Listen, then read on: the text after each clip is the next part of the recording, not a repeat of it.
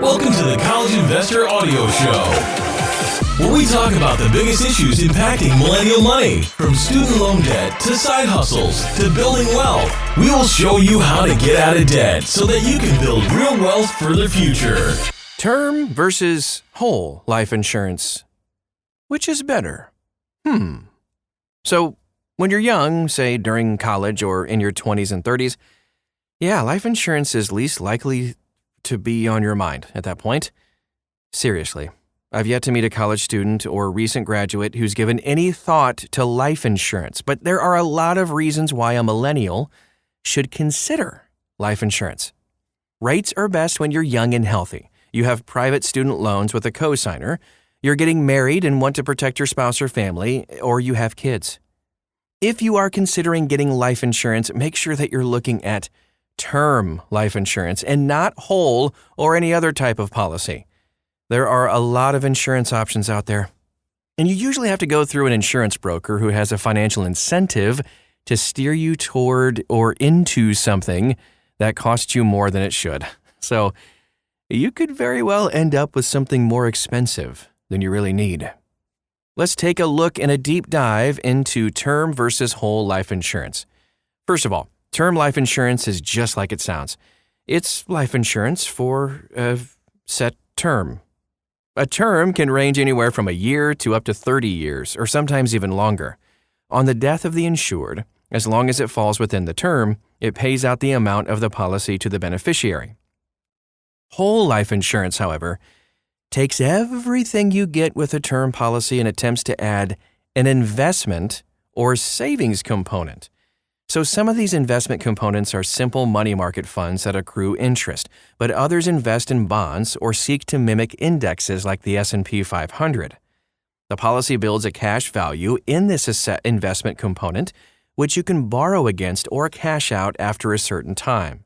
The most common types of life policies that combine other stuff with life insurance are traditional whole life, universal life, and indexed universal life.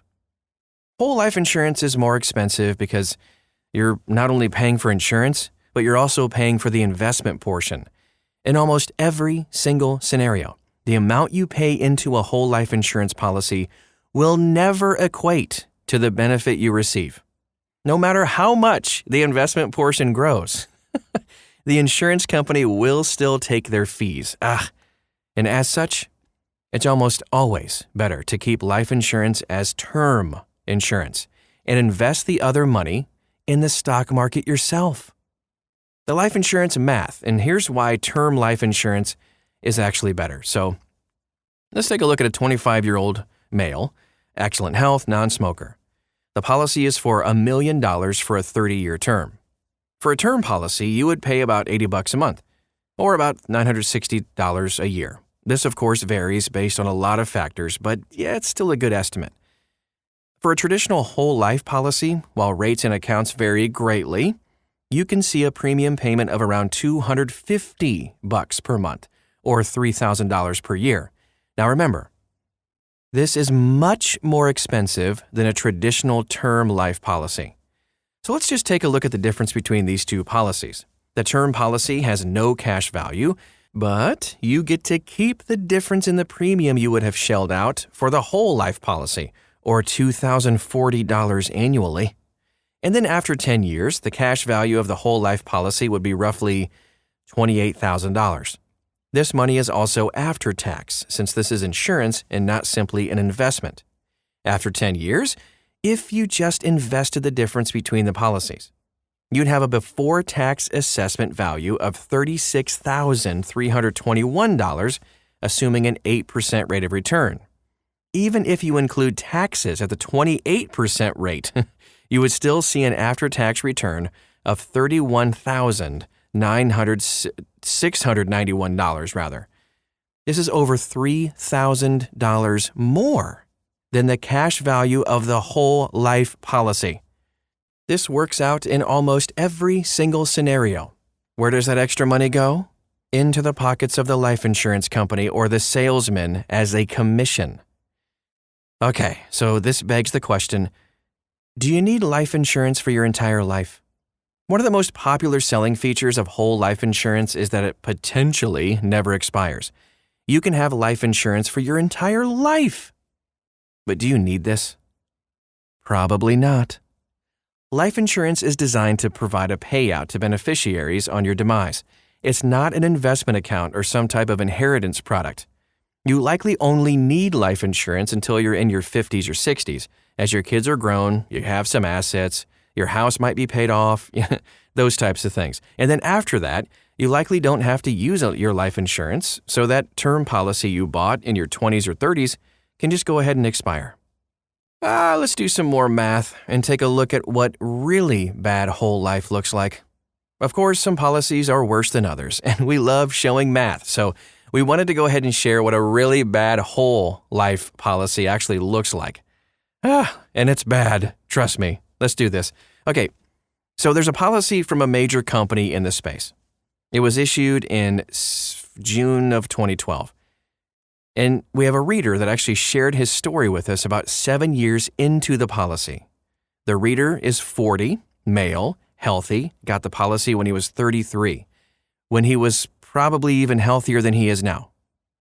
It's a guaranteed whole life policy until age 99, and it has a current death benefit of $1.5 million and some change, with a current face value of $1.5 million, $49,562. Okay. The monthly premium is $1,982.72. Yikes. So this reader has been paying his policy for 79 months, so he's paid a total of $156,634 for this policy. Guess what the cash value is 7 years later? Just $88,459. That's almost a negative 40% return of the last 7 years. Negative. Yikes.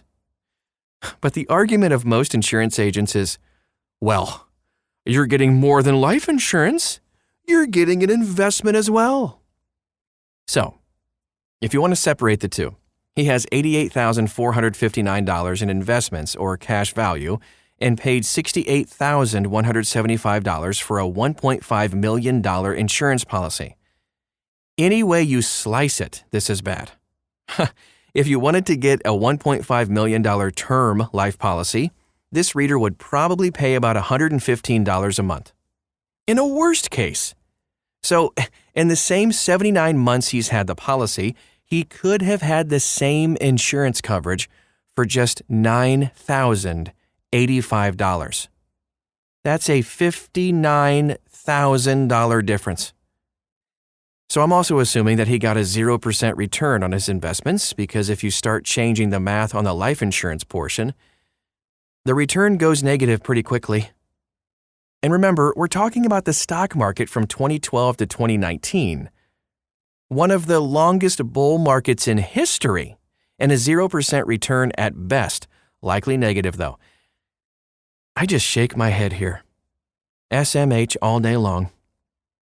So, all that said, and of course that's a really extreme and really bad example, but still, here's what you need to know about whole life insurance. It's also essential that you keep this in mind. Term life is so simple, straightforward, nothing fancy. But whole life is really complex. It's designed to return more than a term life policy to the insurance company. Our friend Todd at Financial Mentor wrote an amazing guide to try to highlight the complexities of whole life insurance. It's 10,000 words long because whole life is just that complex. And it's basically summing up why whole life is, bad. It's a bad deal, guys. Since it's complex, you also have to speak to an insurance representative to even get a quote, and policies vary widely from insurer to insurer. The most easily compared metric on whole life policies is the internal rate of return, the yield on the policy minus fees. With a little bit of analysis, you can figure out if the policy will provide a decent return, and you may even be able to figure out the minimum cash value at any given time. For warning, A whole life policy usually doesn't even yield a worthwhile return unless you hold it for over 20 years. Then it starts to get a little bit better, but still not usually on par with outside investments.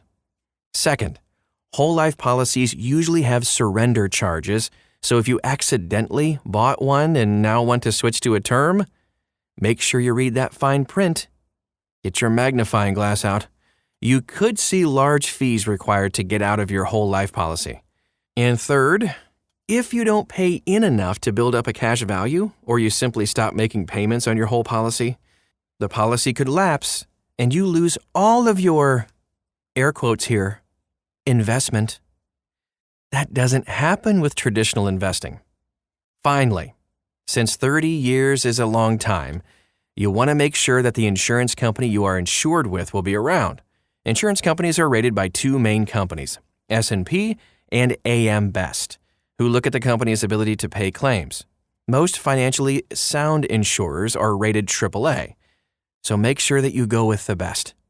Let's just wrap all this up by saying, only purchase term life insurance. The bottom line for young adults, term life insurance makes the most financial sense. The purpose of insurance is to be a backstop against major financial loss in the case of an unexpected event, like a death. It's not an investment vehicle. It's not sexy. It's not a retirement savings account, no matter how you paint it. Insurance is designed to be insurance. If you want to see how affordable term life insurance can be, of course, you can get a free quote from Ladder. It's quick, free, and then you can just kind of help make sure your family is protected. You can also see our list of the best online term life insurance companies and a whole lot more right inside this article. Just copy and paste the title of the podcast right inside the search bar at thecollegeinvestor.com. We'd love to get to know you too. Follow us on social media. We're everywhere you are. Just search The College Investor and you'll find us. Thanks so much for stopping by the show today, and we'll talk to you again real soon.